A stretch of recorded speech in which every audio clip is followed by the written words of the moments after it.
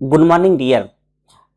Today our topic is force between two parallel current carrying wire. This topic is from chapter number 4 according to NCERT, moving charges and magnetism. Okay ये topic हमारा कहाँ से है?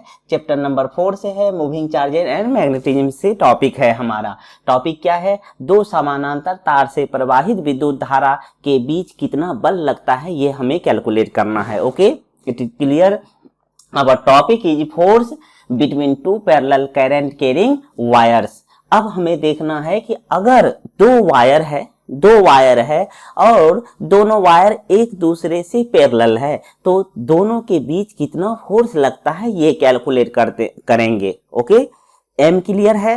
तो अभी हम लोगों ने पढ़ चुका है कि फोर्स कैसे निकालते हैं, मैग्नेटिक फील्ड कैसे निकालते हैं। अगर कोई इनफाइनाइट लॉन्ग वायर है उसके कारण से कितना मैग्नेटिक फील्ड होगा वो निकालने के लिए हम लोगों को आ चुका है।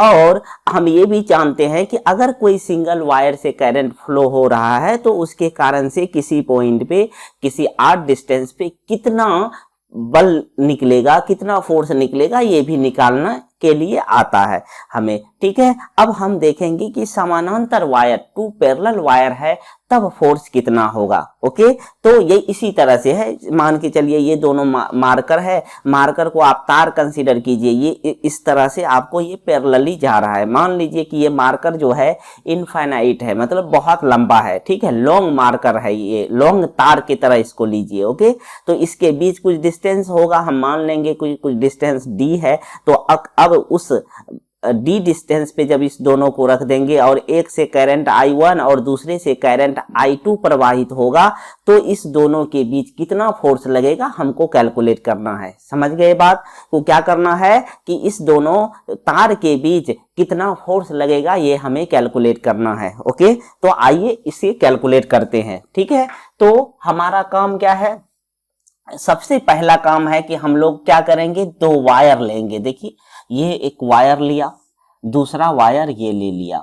ठीक है, दूसरा वायर ये लिया और इसको मानिए कि ये बहुत लंबा है। ठीक है, लॉन्ग वायर है, लॉन्ग वायर है। लॉन्ग अगर वायर है तो आपको क्या पता है कि इसके कारण से मैग्नेटिक फील्ड, याद कीजिए आपको एक फार्मूला के द्वारा हम इसको निकाल लेते हैं जिसमें कि क्या आता है, जिसमें हमने के 3-4 केस आपको बताए हुए हैं। तो वहां से हम क्या करेंगे, इनफाइनाइट वाला केस लेकर के हम यहां से मैग्नेटिक फील्ड निकाल लेंगे। ओके, तो अभी हम मान लेते हैं कि एक वायर हमारा ये है, इस वायर से होकर I1 करंट फ्लो हो रहा है और दूसरा वाला वायर ये है, इससे I2 करंट फ्लो हो रहा है। कोई दिक्कत नहीं है, दो पैरेलल वायर है, पास पास रख दिए हैं। इसका कुछ डिस्टेंस होगा, मान लीजिए इसके बीच का डिस्टेंस जो अभी है, इसके बीच का जो डिस्टेंस है वह क्या है, D है।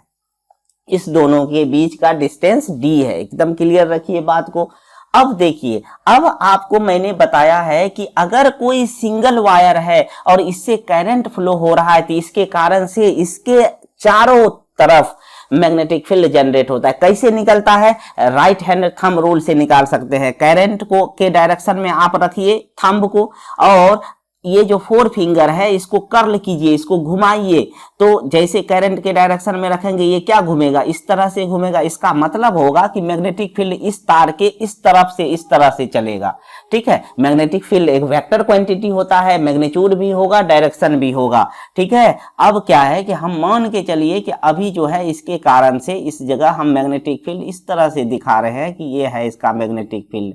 ओके, अच्छे से थोड़ा सा दिखाइएगा। ठीक है, ये इस तरह से सर्कुलर, मतलब अगर स्ट्रेट वायर है, स्ट्रेट वायर के कारण से जो मैग्नेटिक फील्ड लाइंस होंगे वो कैसे होंगे, सर्कुलर होंगे। ठीक है, वृत्ताकार होंगे। ओके, तो इस तरह से ये चलेगा। ठीक है, ये देखते हैं इस तरह से चल रहा है, तो हम ये दिखा रहे हैं कि इसको इस तरह से ये चल रहा है। ठीक है, क्या एक ही लाइन होगा? नहीं, बहुत सारे लाइंस होंगे। एक लाइन हुआ, 2 लाइन होगा, बहुत सारा लाइन, ऐसे ऐसे करते करते एक लाइन ऐसा होगा जो कि मैग्नेटिक फील्ड यहां तक भी आ रहा होगा। मेरी बात समझ रहे हैं? हम क्या बोल रहे हैं कि ये बहुत सारे लाइंस होंगे इसके कारण से। अब ये मैग्नेटिक फील्ड किसके कारण से है? I1 करंट के कारण से है। क्लियर है बात कि ये मैग्नेटिक फील्ड किसके कारण से है? I1 के के कारण से है, I1 के कारण से है। इस तरह से ये बढ़ता बढ़ता बढ़ता बढ़ता बढ़ता क्या होगा, इस तरह से ये बढ़ता बढ़ता बढ़ता आगे बढ़ता जाएगा और एक ऐसा टाइम आएगा कि ये यहाँ चला आएगा। ठीक है, इस तरह से मैग्नेटिक फील्ड यहाँ चला आएगा। तो यहाँ पे इस वायर पे जो मैग्नेटिक फील्ड होगा वो कितना आप बोलिएगा, अभी ये किसके कारण से है, I1 के कारण से, इसीलिए यहाँ पे जो मैग्नेटिक फील्ड है इसको हम बोल रहे हैं कि B1 है हमारा। I1 करंट के कारण से मैग्नेटिक फील्ड है, इसीलिए हमने क्या लिखा है, इसको B1 लिखा है। ये सब करंट कैसे होगा जी, इस तरह से होगा, पूरा सर्कुलर होगा, ये सर्कुलर पाथ है, याद रखिएगा सर्कुलर पाथ है इस तरह से। ठीक है, सारे के सारे जो है सर्कुलर पाथ पे चलेंगे। ओके, इस तरह से क्या आपको समझ में आया कि यहाँ पे जो है, यहाँ पे हमको B1 मिलेगा। अब उसी तरह से जैसे यहाँ B1 मिला है तो इसका वैल्यू पता कर सकते हैं आप। याद कीजिए कि ये वैल्यू कितना होता है, आपको ये निकालने के लिए बताया गया था। ये आप जो है B1 जो है, अब स्ट्रेट वायर से एक फार्मूला आपको हम बताए थे। आपको फार्मूला क्या बताए थे कि एक इस तरह से फार्मूला बताए थे कि B जो है स्ट्रेट वायर के कारण से mu naught I divided by 4 pi r into sine theta 1 plus sine theta 2। ये देखिए यहीं से स्पेशल इनफाइनाइट के लिए स्पेशल केस लाए थे और उस केस में क्या किए थे कि अगर रॉड हमारा ये जो तार है इनफाइनाइट हो जाए तो थीटा 1 और थीटा 2 कितना हो जाएगा, 90 डिग्री हो जाएगा। 90 साइन थीटा 90 और साइन थीटा 2 भी 90, ये भी 90 हो जाएगा, थीटा 2 भी 90 और थीटा 1 भी 90। तो ये कितना हो जाएगा, 1 + 1 2 हो जाएगा, कट जाएगा तो बचेगा कितना, B आपको निकल करके कितना चला आएगा, B का वैल्यू जो है mu naught I divided by 4 pi r और यहाँ होगा sine 90 degree plus sine 90 degree. तो ये कितना हो जाएगा, ये देखिए B equal to mu naught I r divided by क्या 4 पाई r क्या, इस दोनों के बीच का डिस्टेंस, यहाँ से इस पॉइंट और इस पॉइंट के बीच का डिस्टेंस कितना है, अभी r कितना हो जाएगा, d हो जाएगा। तो ये 2 हो जाएगा, अगर कट जाएगा तो 2 पाई और d हो जाएगा, mu naught I by 2 pi I हो जाएगा। कोई दिक्कत नहीं होना चाहिए आपको। ठीक है, यहाँ हमें क्या निकल गया, B का वैल्यू किसके लिए, इनफाइनाइट वायर के लिए अगर ऐसा है तो इस तरह से, और ये लॉन्ग वायर के लिए है। ये किसके लिए कंडीशन है, ये लॉन्ग कहने का मतलब क्या है कि बहुत बड़ा वायर है। ठीक है, उसके लिए है, ये इनफाइनाइट लेंथ कंसीडर कर लेते हैं। तो ये लॉन्ग वायर B1 कितना हो जाएगा हमारा, B1 का वैल्यू हो गया mu naught I divided bye कितना 2 पाई d। किसी को कोई दिक्कत नहीं होना चाहिए क्योंकि पीछे जिनका पढ़ा हुआ है उनको कोई दिक्कत नहीं होगा। सारी बातें हम लोग कवर कर चुके हैं। ठीक है, जितने लॉ थे सब पढ़ चुके हैं, अब उसी का एप्लीकेशन देख रहे हैं।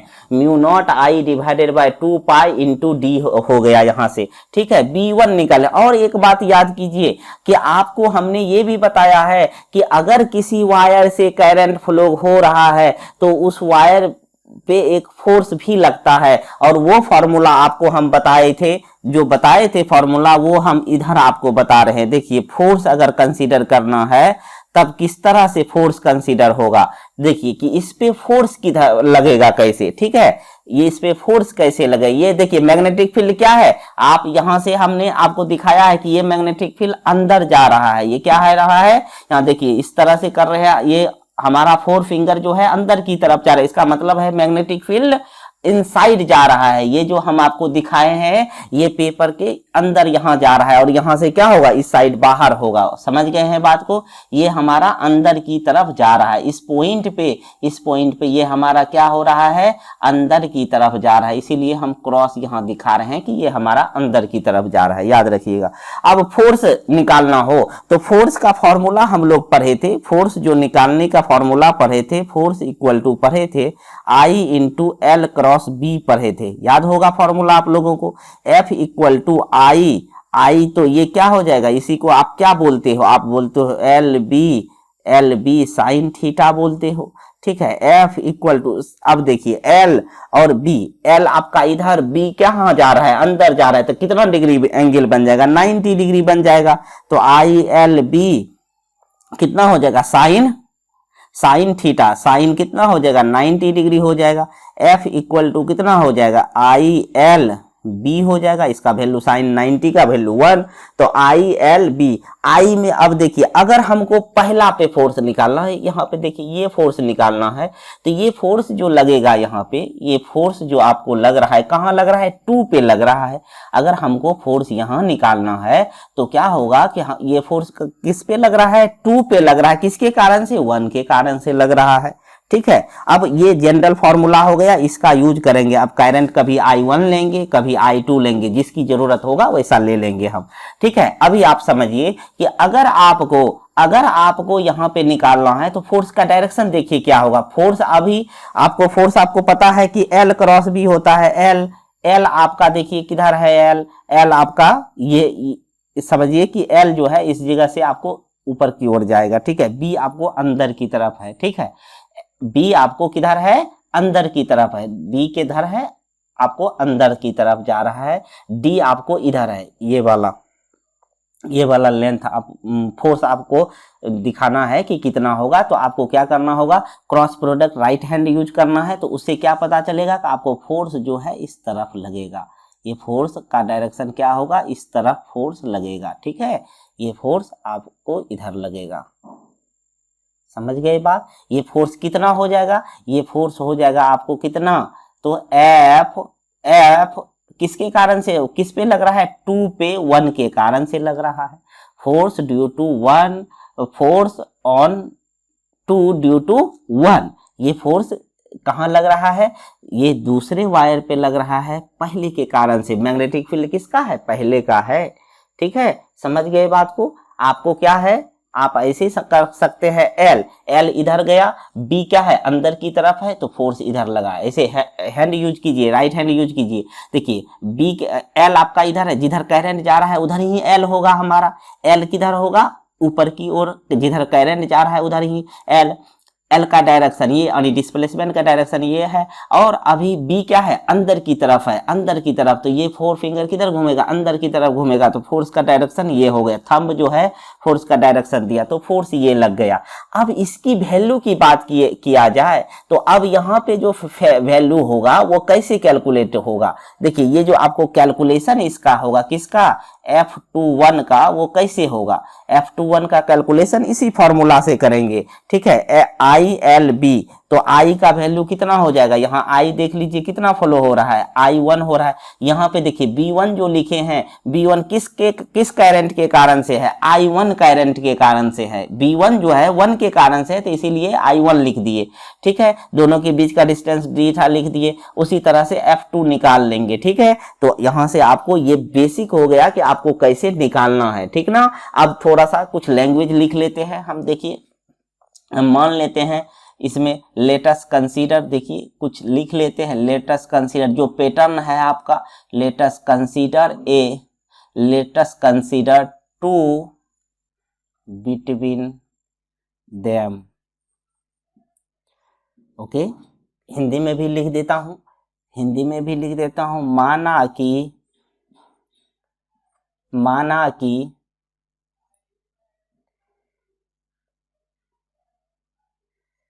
माना कि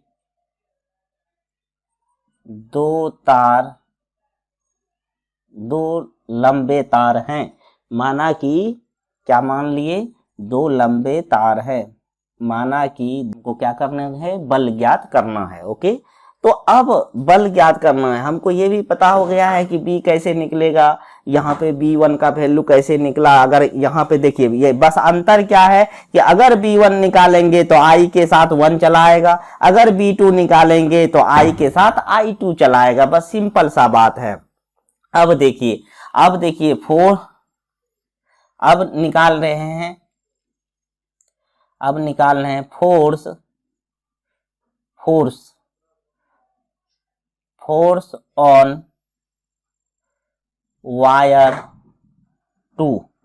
फोर्स ऑन वायर 2 पे कितना फोर्स लगेगा। ठीक है, यही निकाल रहे हैं। बताइए, ये निकाल रहे हैं तो क्या करेंगे, ये हमको फोर्स ऑन वायर 2 अगर निकालना है तो क्या करेंगे, हम फॉर्मूला यही लगाएंगे। F क्या हो जाएगा, F21, यानी कि I क्या हो जाएगा, आई हमारा देखिए आप 2 पे निकाल रहे हैं तो आई 2 से कितना प्रवाहित हो रहा है, आई 2 हो रहा है, और एल एल तो रहेगा ही, एल रहेगा, और बी किसके कारण से होगा, बी 1 के कारण से होगा, बी किसके कारण से होगा, 1 के कारण से होगा, तो F21 यानी force on 2 due to 1 equal to I2LB1 हो गया। वैल्यू पुट कर दीजिए, इसका वैल्यू पुट कर दीजिए, ओके, इसका वैल्यू पुट कर दीजिए। वैल्यू हम देखिए इधर पुट कर लेते हैं, अभी वैल्यू इसका जो है हम इधर पुट कर लेते हैं, ठीक ना।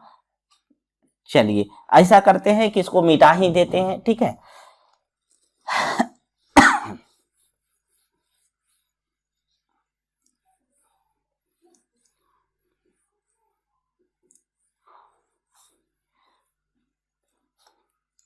करना क्या है, हमको फोर्स निकालना है, फोर्स ऑन वायर 2 पे जो फोर्स निकलेगा कैसे निकलेगा, अभी फॉर्मूला लिखे, 2 1 के कारण से कितना होगा, आई किसके कारण से होगा, 2 के कारण से होगा, एल होगा, और बी किसका होगा, 1 के कारण से होगा। तो बोलिए कितना हो जाएगा, F21 I2 तो I2, एल तो एल, बी का वैल्यू बोलिए, बी का वैल्यू हो जाएगा mu naught I1 divided by 2 pi D. यहां से देखिए F21 बराबर कितना हो गया, इसको अरेंज कर दीजिए, इसको अरेंज कर दीजिएगा तो हो जाएगा mu naught I1 I2 divided by 2 pi D into L. इसको अरेंज कर दिए तो अब सिंपल सी बात हो गई कि F21 बराबर कितना हो गया, F21 बराबर इतना हो गया, ठीक है। इसको जो है इसको आप फोर्स बोलेंगे, ठीक है, ये आपको एक्सप्रेशन आ गया, ओके। और इसको अरेंज करके लिखा जा सकता है, क्या ऐसे लिखा जा सकता है, देखिए तो divided by L mu naught I1 I2 divided bye कितना 2 पाई डी, ओके, ये भी लिखा जा सकता है, ठीक है।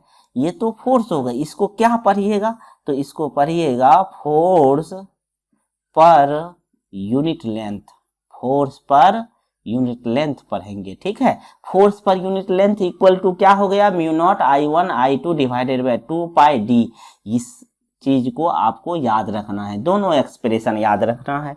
फोर्स ये क्या हो गया, ये एक्चुअल में ये फोर्स हो गया, ठीक है, ये फोर्स हो गया, और ये फोर्स पर यूनिट लेंथ हो गया। दोनों में अंतर समझिए क्या है, ये पर यूनिट लेंथ हो गया, फोर्स पर यूनिट लेंथ हो गया, और ये आपको फोर्स है, इसमें एल मल्टीप्लाई है, इसमें एल डिवाइड कर दिए हैं इधर, इसीलिए यह फोर्स पर यूनिट लेंथ हो गया है। अब तो आप F21 निकाल लिए, आप उसी तरह से क्या नहीं 1 नहीं निकाल सकते हैं, ये नहीं निकाल सकते हैं। अब क्या कीजिएगा बोलिए, अभी आप लिखिएगा फोर्स ऑन वायर 1 फोर्स किस पे, वायर 1 पे, तो क्या लिखिएगा, फॉर्मूला देखिए क्या हो जाएगा। तो अब जो है अब वायर 1 पे लिखना है, तो 1 पे लिखने के लिए इसके कारण से क्या होगा, मैग्नेटिक फील्ड होगा, तो मैग्नेटिक फील्ड इसके कारण से होगा, तो आप क्या लिखिएगा, B2 लिखिएगा। और B2 बराबर भी क्या हो जाएगा, B2 बराबर फॉर्मूला क्या हो जाएगा, म्यू नॉट I2 होगा डिवाइडेड बाय 2 पाई डी हो जाएगा, ये निकल जाएगा। और इससे करंट कितना I1 फ्लो हो रहा है, एल लेंथ ही वही रहेगा। इसके बाद क्या हो जाएगा, फॉर्मूला आप बदल दीजिए, यानी कि मैग्नेटिक फील्ड जो है अब की बार जो यहाँ पे आपको लिखा गया था अभी इसके कारण से लिखे थे, अब मैग्नेटिक फील्ड किसके कारण से होगा, अब इसके कारण से B2 यहाँ लिखा जा रहा है, समझ गए। यही बढ़ता हुआ यहाँ से जाएगा, ये इस तरह से बढ़ता हुआ आगे बढ़ता हुआ जाएगा ये, ठीक है। ये क्या हो जाएगा, यही आपको B2 है जो यहाँ पे दिखाया गया है, ओके। ये B2 आपको बढ़ता हुआ जाएगा, ये इसका भी डायरेक्शन देख लीजिए, ये ऐसे है, ठीक है, इसी तरह से होगा, तो ये भी ऐसे ही घूमेगा, ठीक है, ऐसे ही घूमेगा। तो ये फोर्स अब की बार देखिए, अब की बार करंट, आपका करंट किधर है, करंट आपको इधर है, बी आपको इस बार इधर निकल रहा है, ठीक है। तो यहाँ से यहाँ जो ये फोर्स लगेगा उसका डायरेक्शन क्या होगा, इससे जस्ट उल्टा हो जाएगा, इससे जस्ट उल्टा हो जाएगा, तो ये क्या हो जाएगा, F12 हो जाएगा, ठीक है। ये क्या हो रहा था, ये आपको ये भी ऊपर था, इसमें भी ऊपर है, लेकिन इसमें क्या है, इस बार यहाँ पे जो है ये B2 जो होगा बाहर आता हुआ दिखेगा, यहाँ डॉट हो जाएगा, ठीक है। यहाँ क्रॉस था तो यहाँ डॉट हो जाएगा। क्यों? क्योंकि आप देख रहे हैं कि ये इस तरह से, ये ऐसे ऐसे घूम रहा है, तो यहाँ से अगर इन गया है तो यहाँ से क्या होगा, यहाँ से अगर इन जा रहा है तो इधर से बाहर निकलेगा, तो इस वायर से बाहर आता हुआ दिखेगा, तो इस बाहर इसीलिए डॉट हो गया। तो मैग्नेटिक फील्ड बाहर आता हुआ दिख रहा है, तो आप जब फोर्स दिखाएंगे तो कैसे, लेंथ गया ऊपर और इधर आपको हो गया B, तो फोर्स किधर लगा, इधर लगा, तो यही डायरेक्शन हो गया F12, ठीक है। तो यहाँ लिख दीजिए, कुछ सिंपल सी बात हो गया है अब, ठीक है। अगर पहले समझे हुए हैं तो F12 इक्वल टू क्या हो जाएगा, I1 क्योंकि करंट I1 फ्लो हो रहा है, L तो L, और B क्या हो जाएगा, B1 होगा या B2 होगा, तो B2 होगा, तो ये क्या हो जाएगा, F12 बराबर I1 L, इसको क्या कीजिएगा, इसका वैल्यू पुट कीजिएगा, कितना, mu naught I2 divided by 2 pi D। देखिए इसको अरेंज कर दीजिए, F12 बराबर कितना हो जाएगा, mu naught I1 I2 divided bye, देखिए वही चीज आ गया, पाई D इंटू L, ठीक है। F12 divided by L equal to क्या हो जाएगा, इक्वल टू हो जाएगा mu naught I1 I2 divided by 2 pi D। Okay, यही चीज आ गया, ये भी वही चीज आ गया। देखिए दोनों, इसका मतलब क्या हो गया, इसका मतलब ये हो गया कि जो ये फोर्स आ रहा है वह आपस में क्या होगा, बराबर होगा। जितना फोर्स इधर से लगेगा उतना ही फोर्स इधर से भी लगेगा। ऐसा आपको बताया गया था जब कूलम्स लॉ भी पढ़ते थे, तो आपको ऐसे ही होता था कि दो पॉइंट पे अगर चार्ज है तो जितना ये चार्ज फोर्स इस पे लगाता था उतना ही फोर्स इस पे भी लगता था। उसी तरह का कॉन्सेप्ट क्या है, जितना फोर्स ये वायर इस पे लगाएगा उतना ही ये इस पे लगाएगा, इसीलिए ये दोनों देख रहे हैं ना, बराबर हो गया है। इसका मतलब हो गया कि ये फोर्स क्या होगा, ये जो F21 और F12 लिखे हैं ये क्या होगा, आपस में क्या होंगे, बराबर होंगे, ठीक है। F12 बराबर F21 होगा, समझ गए बात को। और इसका वैल्यू कितना हो जाएगा, इसका value force per unit length जो है, फोर्स पर यूनिट लेंथ जो है वह कितना हो जाएगा, mu naught I1 I2 divided by 2 पाई, और दोनों के बीच का जो डिस्टेंस रहेगा D, ये हो जाएगा, ठीक है। ये फॉर्मूला आपको याद रखना है, ठीक है। जो फोर्स पर यूनिट लेंथ होगा उसका फॉर्मूला क्या चला आया, और दोनों फोर्स बराबर भी होता है, F/L force per unit. Objective पूछता है यहाँ से, ठीक है। ऑब्जेक्टिव के लिए एकदम याद रखिएगा, ये चीज भूलिएगा नहीं, ऑब्जेक्टिव के लिए, ठीक है। और न्यूमेरिकल के लिए, ऑब्जेक्टिव एंड न्यूमेरिकल के लिए इसको याद रखना है, न्यूमेरिकल्स के लिए याद रखना है, ठीक है। यहाँ से ऑब्जेक्टिव भी पूछता है और न्यूमेरिकल भी इस पे बन जाएगा। अब तो कैसे ये आया आपको समझ में आया होगा। और इम्पोर्टेंट बात समझना है कि जो ये force between two parallel current carrying wire निकाले, ये अभी आप निकाल, सिंपल सा कैलकुलेशन था, निकाल लिए, लेकिन यहाँ से एक इम्पोर्टेंट चीज का डिफिनेशन आया, ठीक है। यही कॉन्सेप्ट है जिससे एम्पियर को डिफाइन किया गया। आपको पता होगा कि 1 एम्पियर करंट होता है, ठीक है।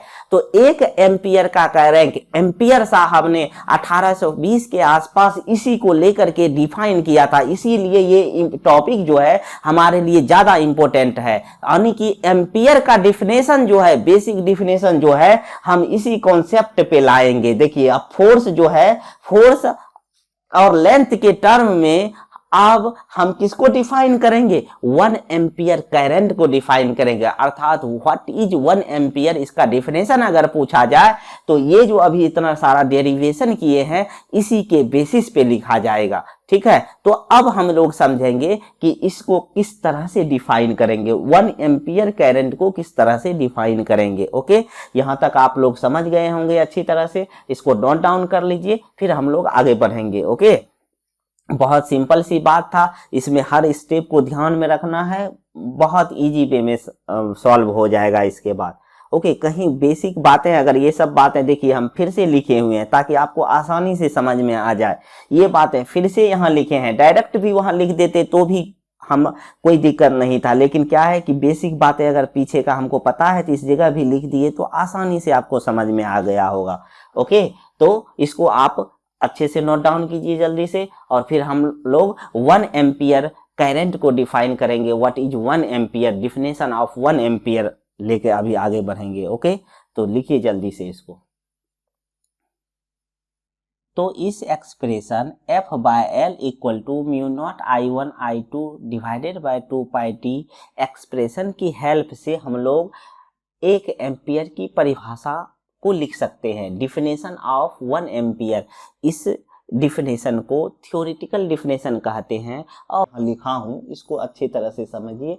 F by L equal to mu naught I1 I2 divided by 2πd जो लिखा हूं, इस बात को ये समझना है कि ये जो फॉर्मूले हैं, ये जो फॉर्मूला है F by L equal to mu naught I1 I2 divided by 2πd, ये एक्सप्रेशन अभी अभी हम लोगों ने डिवाइड किया था। ये क्या है, ये फोर्स पर यूनिट लेंथ है दो पैरेलल वायर के बीच, ये अभी आप डेराइव किए हुए हैं।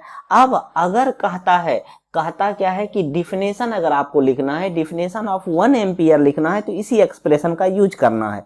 होगा क्या कि ये जो आपको फोर्स पर यूनिट लेंथ है, अब निर्वात में इसको इस प्रकार से अरेंज कर दीजिए, दो पैरेलल वायर को इस प्रकार से अरेंज कर दीजिए कि उस पे लगने वाला फोर्स पर यूनिट लेंथ जो है 2 इंटू किसके बराबर हो जाए, ये जो फोर्स पर यूनिट लेंथ है निर्वात में कितना हो जाए, 2 इंटू 10⁻⁻7 न्यूटन पर मीटर हो जाए। ठीक है, न्यूटन पर मीटर हो जाए, तो इसके फलस्वरूप जो करंट होगा, प्रत्येक वायर से जो करंट फ्लो हो रहा होगा, उसी को 1 एम्पियर करंट कहेंगे आप। देखिए डिफिनेशन क्या है, the ampere is the value of that steady current, वह स्टेडी करंट है when maintain in each of the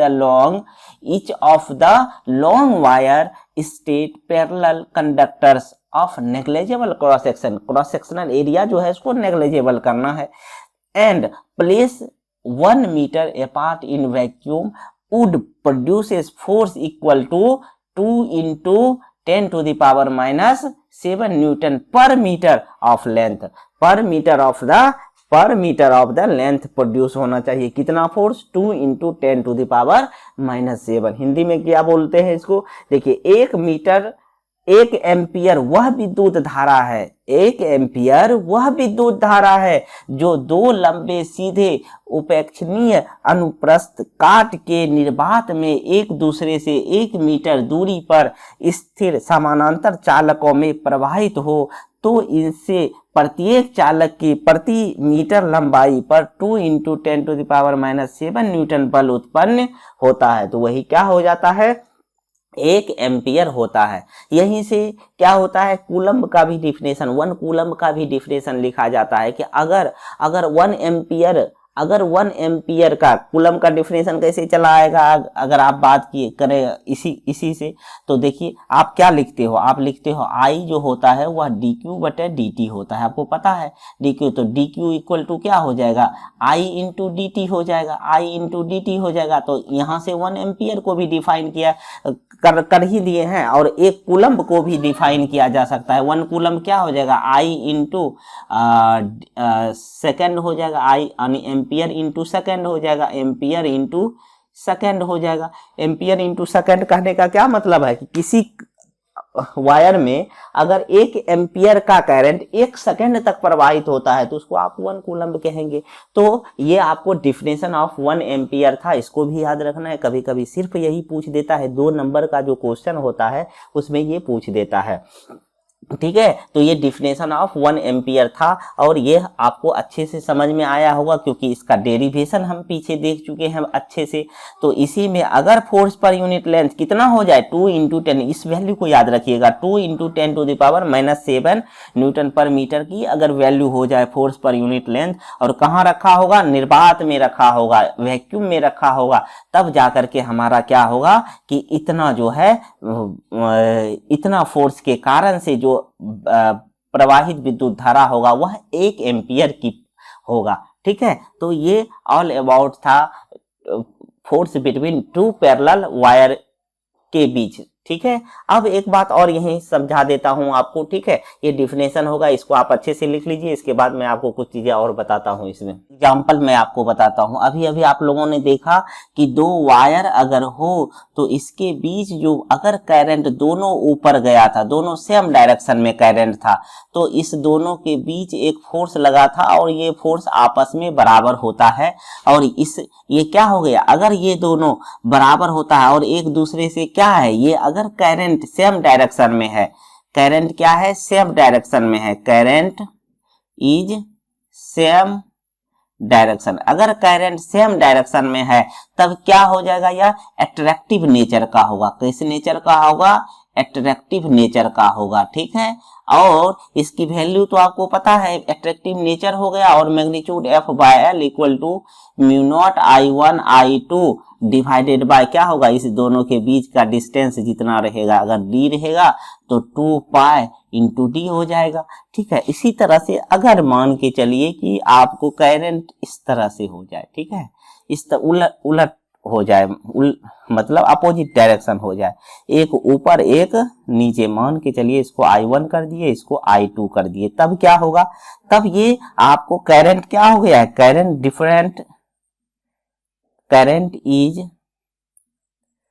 opposite in direction, opposite है, डायरेक्शन में अपोजिट है, तो इसके कारण से जो फोर्स लगेगा वो कैसा होगा, इस तरह से हो जाएगा। और ये अगर इस तरह से हो गया तो कैसा हो गया, बोलिए, ये आपको क्या हो गया, अट्रैक्टिव हुआ, तो ये आपको क्या हो जाएगा, रिपल्सिव हो जाएगा, रिपल्सिव सिव नेचर का हो जाएगा, याद रखिएगा। ठीक है, ऑब्जेक्टिव में पूछता है ये, F by L divided by value उतना ही रहेगा, I1 I2 divided by 2 pi D, अगर इसके बीच का डिस्टेंस D रहेगा तो। लेकिन यहाँ क्या है, डायरेक्शन अपोजिट हो गया तब ऐसा हो गया। ठीक है, क्यों, क्योंकि राइट हैंड थंब यूज कर लीजिएगा, आपको सारा कुछ समझ में चला आएगा कि ये कैसे हुआ।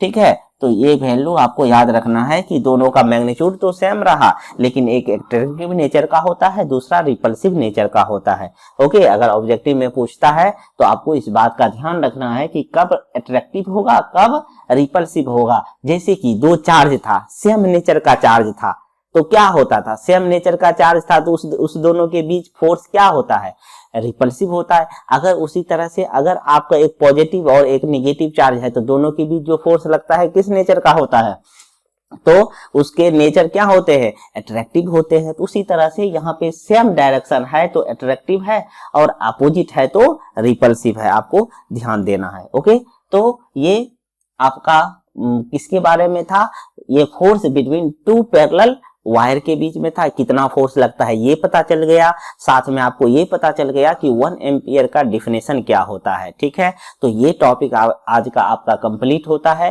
ठीक है, अगले क्लास में फिर हम नए टॉपिक को लेकर के आएंगे। Thank you so much.